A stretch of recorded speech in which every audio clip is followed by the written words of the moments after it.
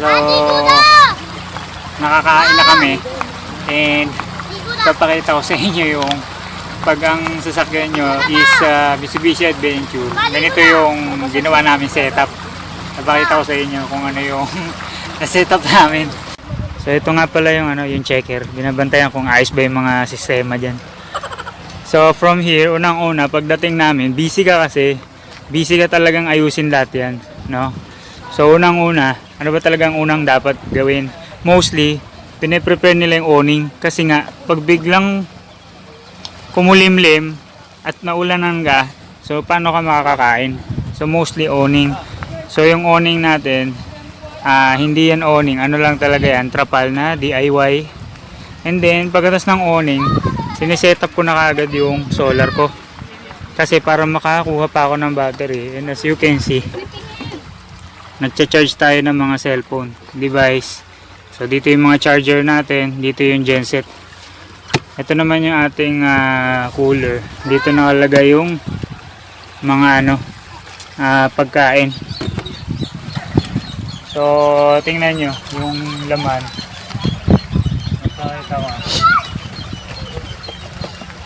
So ito yung storage ng pagkain, ng yelo.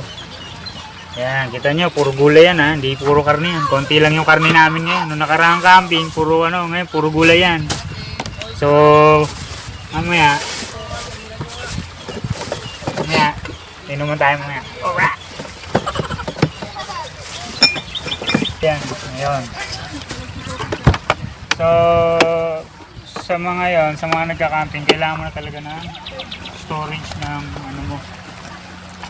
ng pagkain. Yan. Yung gulay namin, dito namin lalagay. Tingnan nyo, puro gulay yan. Hindi yan dilata. Gulay. Yan. And then, siyempre, sa aking magandang asawa, tinulungan niya ako mag-setup. Lapit mo talaga. Sakang nalupit na nila lang. Ba yan, nahulog. And then, yung storage ko ganito kasi pag biglang umulan, kahit mabasa, walang problema, may cover. No? And then, mapapansin nyo, yan yung pagkain. And then, ito naman yung mga gamit, mga butane. And then, nandito sa gilid ng lamesa namin yung aming yan, mga condiments, mga kutsilyo, yan, sama-sama lahat yan. Then, yun, yung mga gamit natin, upuan, andun yung lagayan namin ng tubig na collapsible na Then, sa sobrang init kanina, nag-attach kami nun kasi sobrang init kanina, kumulimlim nga lang ngayon.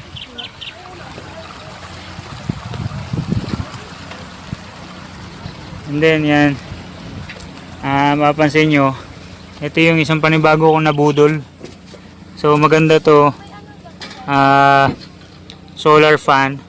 So meron siyang sariling panel, nagcha-charge siya.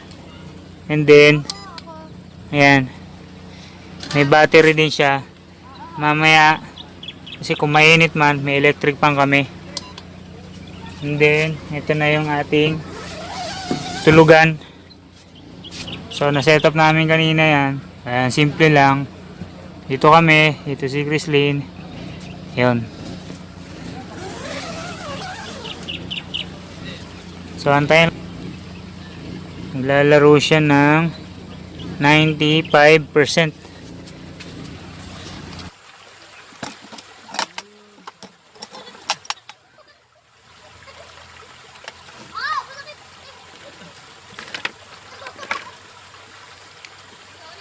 Dito yung lagayan natin ng mga ilaw. And then, may nakita ako sa Shopee na na ilaw na dinidikit sa sasakyan. So, nakaisip ako. Ito yung ilaw ko. Oops. So, naisip ko na lagyan lang siya ng clip. Padikit na siya.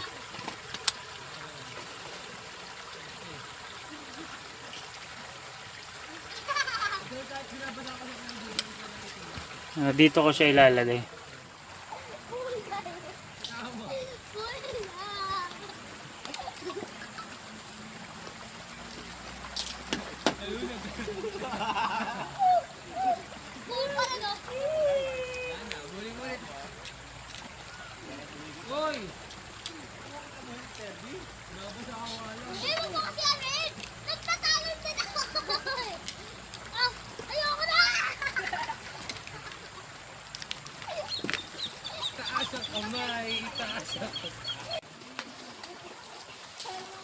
Ngayon, ito naman yung isang ginawa ko.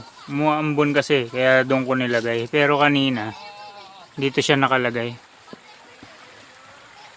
Ito yung ginawa ko sa barko na tinahi ko lang ng kamay. Yung kapihan. And then, pwede maglagay ng ano, parang organizer. And then, pwede mo siyang i-close. Para siyang organizer. Pwede mo siyang i-close na gano'n. Tinahi ko lang yan sa ano, sa barko. Mano-mano. Para may organizer.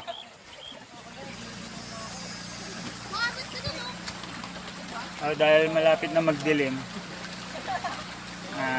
prepare na natin yung mga headlights natin. And then shoutout nga pala kay Sir Stefan ng Romania. Thank you for sponsoring my headlight. Malupit to, may sensor yan, so, pwede mong ganun yan. Diba? Yan, so thank you kay Sir Stefan. Thank you for my headlight.